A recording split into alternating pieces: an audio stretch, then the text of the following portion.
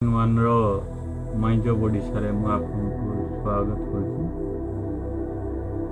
ଆଜି ଆମେ ଦେଖିବା ଓଡ଼ିଶା ଆଦର୍ଶ ବିଦ୍ୟାଳୟର ଭ୍ୟାକେନ୍ସି ବାହାରିଛି। ତ ଆପଣ ଦେଖନ୍ତୁ, ମୁଁ ଆଗକୁ ଦେଖାଉଛି ତାର ଆଡ଼ଭର୍ଟାଇଜମେଣ୍ଟ। ଆଉ ଅଧିକ ଜାଣିବା ପାଇଁ କଣ୍ଟିନ୍ୟू ଦେଖନ୍ତୁ। और ମୋ चैनल जदि सब्सक्राइब करना सब्सक्राइब करनी, वीडियो को लाइक शेयर करनी और कमेंट बॉक्स में आपन को राय लिखंतु। तो देखंतु ये odisha.creativity.com रे जिवे कि ओडिशा आदर्श विद्यालय वैकेंसी देखी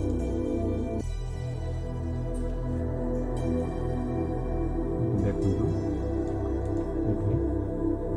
तो ये क्लिक करके तार एडवर्टाइजमेंट की देखिए। ऑलरेडी डाउनलोड कर सारी। तो आपको रिक्वायरमेंट देखते देती ओडिशा आदर्श विद्यालय गंजाम डिस्ट्रिक्ट ओडिशार सबू प्रार्थी मैंने आवेदन करेंगे।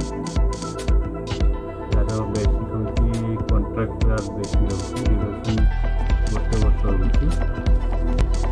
पोस्ट बाहरी वार्डन गोटे फीमेल कैंडिडेट 30 वर्ष बयस हो एजुकेशन ग्रेजुएट करते स्केल रही 7,260।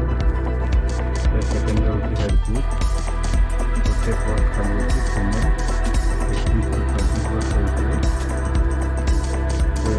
हायर क्वालिफिकेशन करते टीचिंग एक्सपीरियंस स्केल रही 4,840।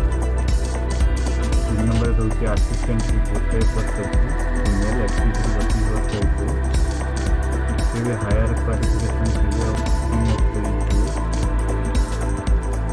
स्केल रही 3,730। डॉक्यूमेंट्स कौन कौन लगे कही 3 copy recent colour passport size photo लगे।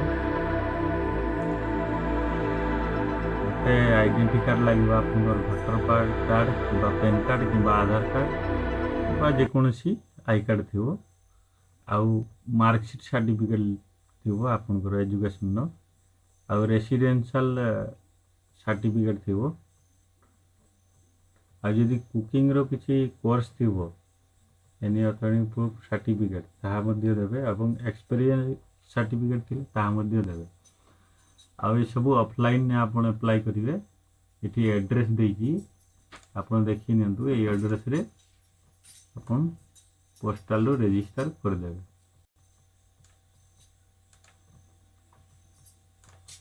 यार लास्ट डेट रही 4/9/2021 भितर आपण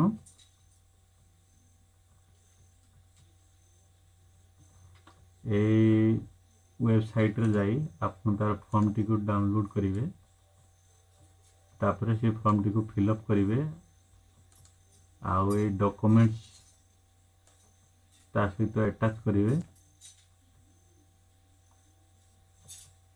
तापर आपन ये पोस्टाल ले रजिस्ट्री चिठी करी पठाई देबे।